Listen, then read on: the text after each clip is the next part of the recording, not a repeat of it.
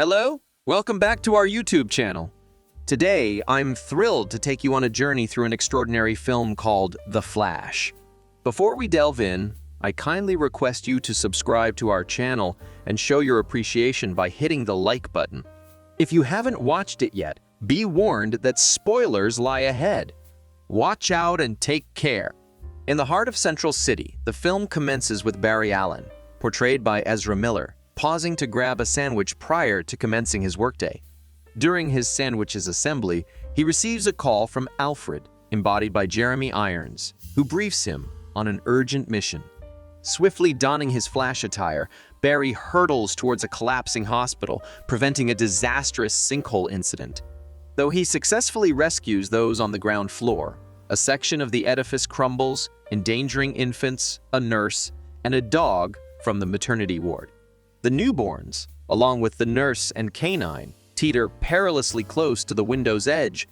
With unwavering speed, Barry ascends, his energy waning due to hunger.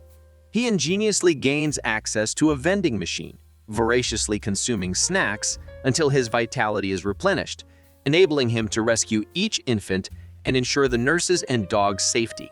In Proximity, Batman, depicted by Ben Affleck, engages in pursuit of a gang harboring a lethal virus. After a high-speed chase atop his Batcycle, Batman subdues the criminals, confronting their leader before propelling his vehicle off a bridge. Employing his grappling skills, he secures them to the bridge's structure, and Wonder Woman, embodied by Gal Gadot, employs her lasso to hoist them to safety. Flash arrives slightly delayed but receives gratitude from his fellow Justice League comrades for his contributions.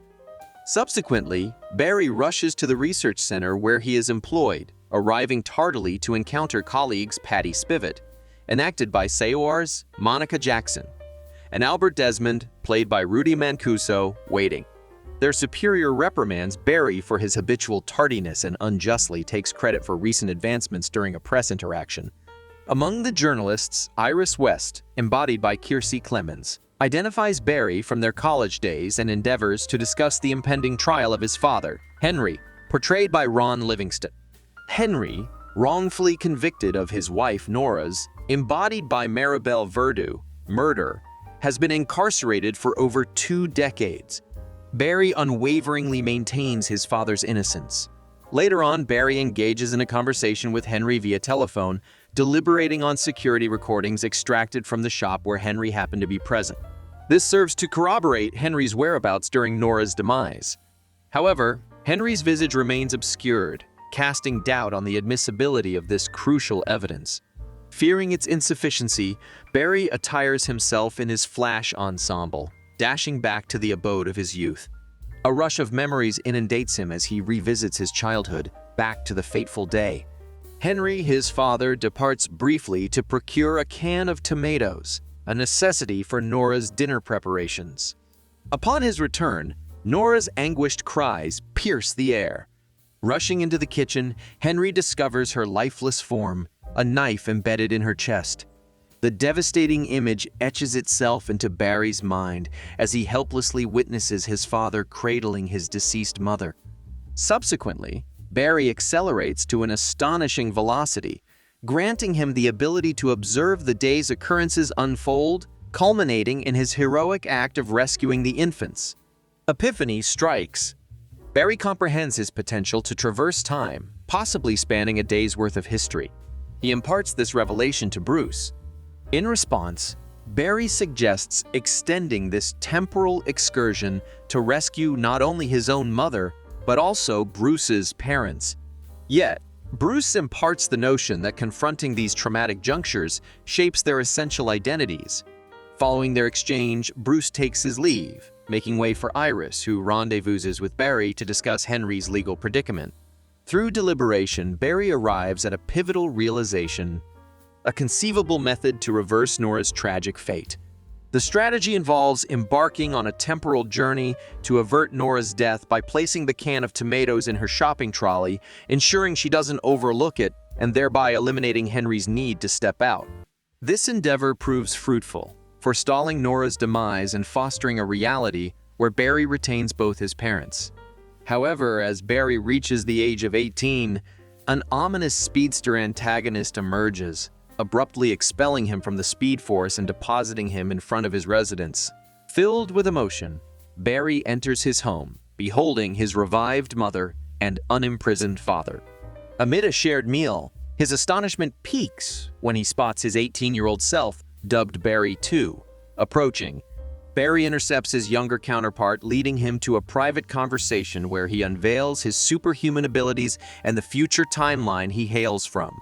Barry 2 discloses that the present date is September 29th, the very day Barry originally gained his powers. The two Barrys visit the research center, aiming for Barry 2 to undergo the same fortuitous mishap that endowed Barry with his capabilities. As the lightning looms, striking them both, they hasten away from approaching guards. Barry, however, realizes he can no longer phase or sprint at super speeds, implying a loss of powers, while Barry 2 successfully manifests these newfound abilities. Seeking refuge at Barry 2's apartment, the younger Barry recklessly revels in his newfound powers until the elder Barry assumes the role of mentor, advocating for responsible usage.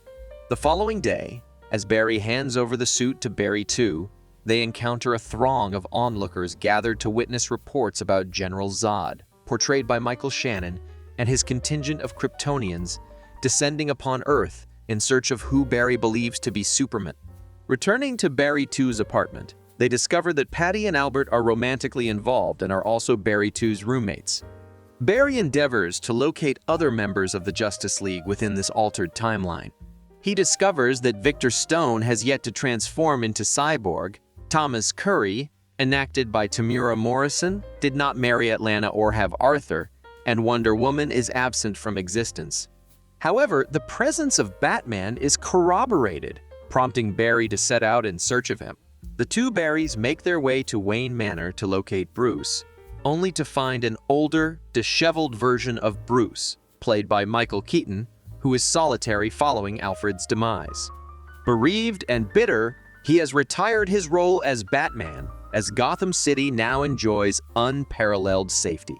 After Barry expounds on his purpose and the alternate future he hails from, Bruce reveals that he inadvertently unraveled divergent timelines within the multiverse. Although initially reluctant, Bruce eventually concedes to aid them after a persuasive conversation with Barry over the camera. Reassuming the Batsuit, Bruce provides the Barrys with a file that discloses the captivity of a Kryptonian in a Siberian facility. The trio employs the Bat-Wing for transportation to Siberia, infiltrating the facility discreetly. Inside a chamber, they encounter not Kal-El but a young Kryptonian named Kara Zor-El, portrayed by Sasha Calle. The champions facilitate her escape, yet the mercenaries spot them, resulting in Barry 2 sustaining a gunshot wound to the leg. Employing an explosive charge, Batman extricates them from the predicament, but the mercenaries subsequently encircle them. Kara, revitalized by the sun's energy, launches an assault on the mercenaries before lapsing into unconsciousness once more. Returning to Wayne Manor, they provide shelter for Kara, who reveals herself as Kal-El's cousin. Sent to safeguard him following Krypton's demise, she dons her Supergirl attire and ventures out to confront the threat posed by Zod. Barry 2 endeavors to persuade her to join forces in saving the world, yet Kara harbors mistrust towards humans due to their history of imprisoning and experimenting on her. As she takes flight to confront Zod, Kara witnesses him alongside his ally Feora, portrayed by Anjay Trau, executing a soldier for failing to deliver her to him. The spectacle unfolds as other Kryptonians massacre the soldiers, with reinforcements only arriving later. Barry solicits Bruce's assistance in recreating the lightning phenomenon to restore his powers. A contraption is arranged for this purpose, but after the initial lightning discharge, Barry 2 urges Bruce to halt the process due to Barry's apparent distress. Despite this, Barry insists on restarting it. Unfortunately, the machine's circuits are damaged in the process. Kara intervenes, hoisting Barry high above the clouds to invite a more potent lightning strike, effectively restoring his powers. Unified in purpose, the heroes determine to confront and halt Zod's menace. Zod readies his world engine for the purpose of Earth's terraformation, a scheme he had previously attempted. The two Barrys and Kara race into the fray to engage the Kryptonian adversaries. Both Flashes labor to devise effective strategies against seemingly invulnerable opponents. Zod deploys his formidable enforcer Namek to intensify the challenge, while Batman soars overhead in the Batwing, rendering assistance.